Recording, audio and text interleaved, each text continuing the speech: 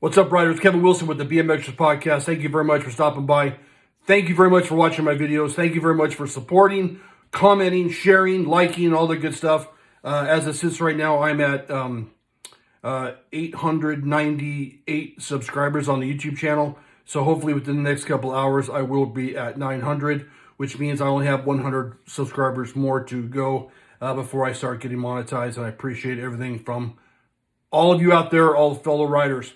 Some of you have seen recently that I've been buying a lot of bikes lately, a lot of parts, a lot of frames. I've purchased a Hutch Pro Racer. I purchased an LRV monoshock, which I really love. And with all these purchases and all these types of things that I've been doing lately, it gave me an idea of what about the subject of this video today.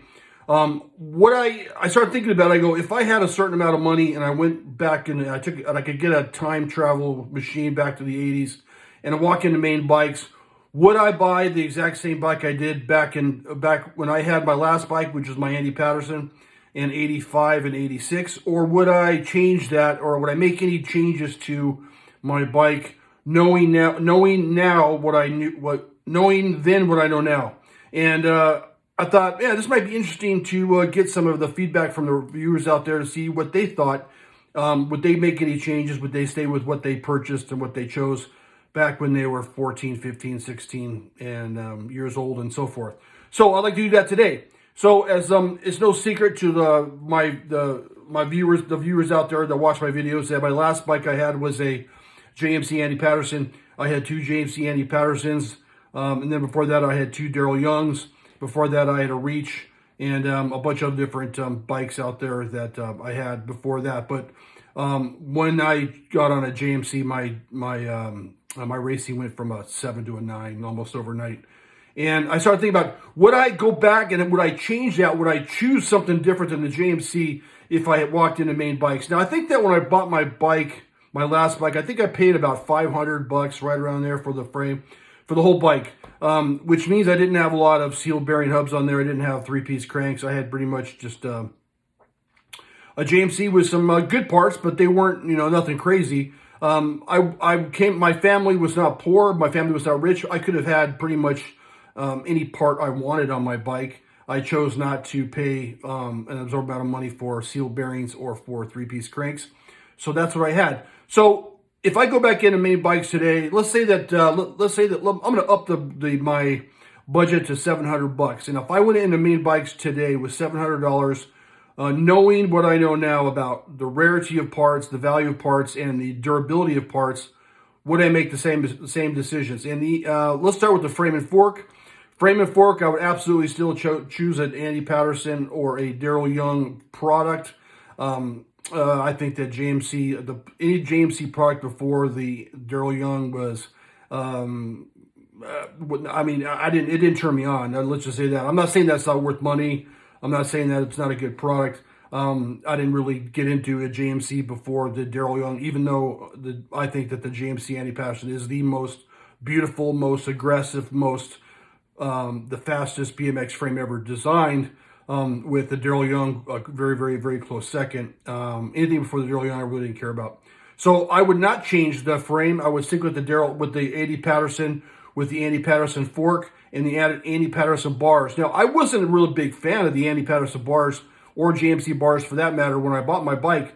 The reason why I went with the JMC bars is because they just matched the frame and fork, and I wanted to keep it uniform. After I got the frame fork and after I got the bars, I became a big fan of the bars. I really enjoyed them, and I would not change that to this day. The Andy Patterson JMC bars, which I don't know the difference between the Andy Patterson bars and the Daryl Young bars or JMC bars. I assume it's some sort of size-wise, but maybe width.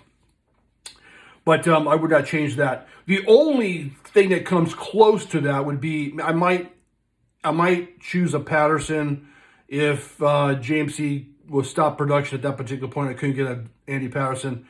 I might go with the Patterson Racing product, just for the fact of I learned now that so many other riders out there got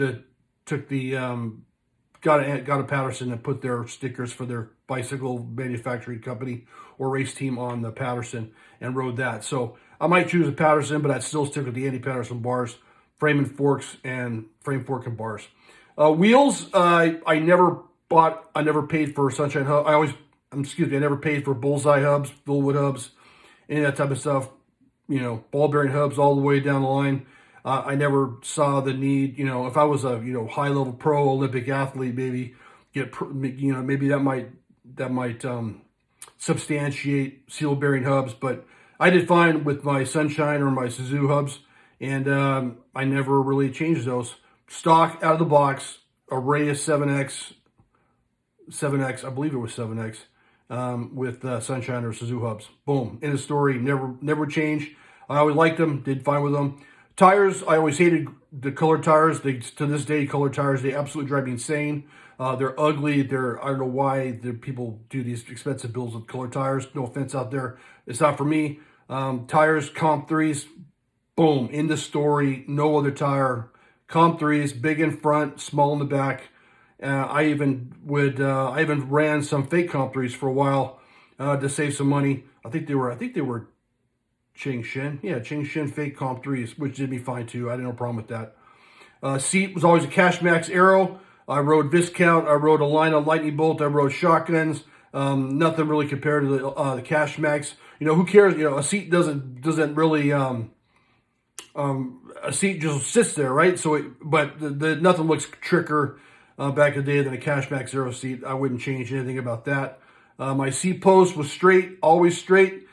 Since I got my reach, I went over to a straight post. I think back in the day, I had a layback at some point. Waste of time, waste of money. They bent. They were ugly. To this day, I hate layback seat posts. And the more laid back they are, the uglier they are. Straight posts all the way down the line. If the frame's too small for you, get a different stem. Get a different frame. I think speaking of stems, pro neck, tough neck, boom, all day long. Nothing else. No. Nothing else. No Hutch deep. No Hutch deep H. None of this other stuff. Would I change that? No, I would stick with the pro neck or the tough neck. I think pro neck came last, so it would be a pro neck. I would stick with that. Round corners, I would believe, which were the error correct for my bike. Seal bearing hubs, seal bearing headset, seal bearing mounted bracket. No thanks. I'll stick with the ball bearings and save myself a lot of money. I'll stick with that. Some of you have heard me tell the story of breaking my cranks in half out of the gate at the NBO War of the Stars. I believe it was 86 or 85.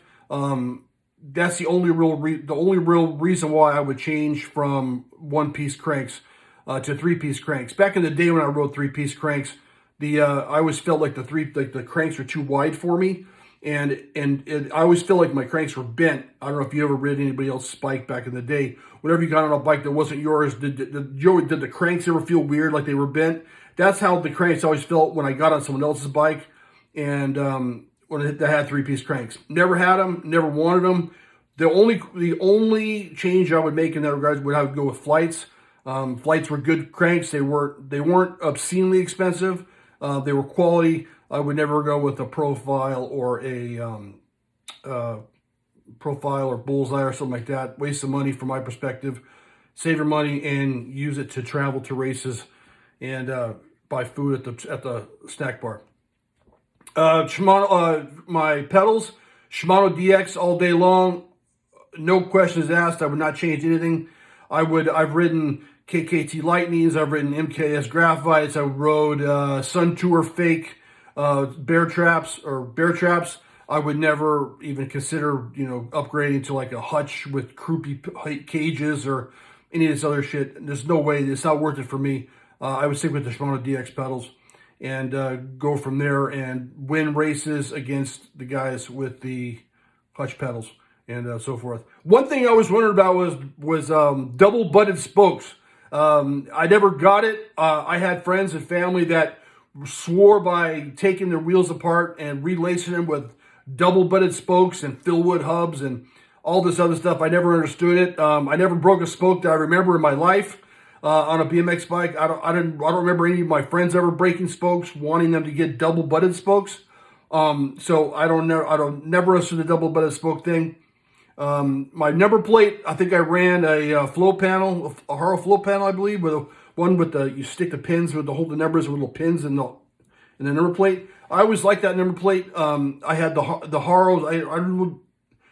The Haros were good for Redline V bars, right? But Redline V bars sucked, and I always wondered why the Haro plates never really fit very well on any of the bars until I talked to Robert Cardoza, and he told me that the actual Haro plates were formed off of Redline V bars, and I was like, oh, well, that makes a lot of sense because they don't really fit anything else.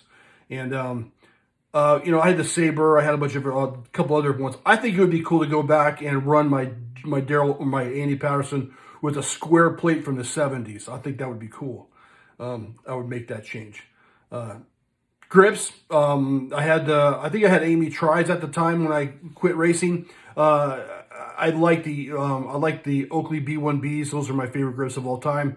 If I can make a change, I would put the Oakley B1Bs back on my Andy Patterson bars and do that. And then as long as it wasn't a grab-on product, grab-on the full foam grab-on grips, or the grab-on, the colored grab-ons with the foam sleeves. Absolutely worthless, absolutely disgusting. They were you wore them out in 3 days. They were terrible. So Oakley B1Bs on the grips. Brakes, MX 1000s, man. Boom, end of story. Nothing else compared. This is back before they had when they had the brake bridge. So brake bridge brakes, MX 1000s. Nothing else. No changes with that. So that's about what I can think of right now that I had on my bike. Would I change nothing? I put flight cranks on and maybe a couple different minor changes. What would out there? What would you guys change? Would you guys stick with what you had? Would you make an upgrade? Would you buy something that you know is worth more now? Was that $700 limit? Can I get that bike that I just said for $700? I think so. But I appreciate it. Comment, subscribe. Let me know what you guys think. Thank you very much for stopping by. And if you notice, I'm wearing a prototype hat. If you like it, if you think the logo sucks, let me know. If you think it's cool, let me know. I'm doing merch right this time. I've been burned in the past, so I'm doing it right. I'm doing a lot of focus groups. I'm gonna roll this stuff out real professional, shop wise, for my merchandise coming out. I don't want to buy all this merch and then have no one want it. So if you would like to purchase something or give me some feedback if you like my logo, please let me know. Thank you very much again. Thank you very much for subscribing. Once again, 100 more subscribers to 1,000. Until next week, the track is closed. Thank you, riders. Peace out.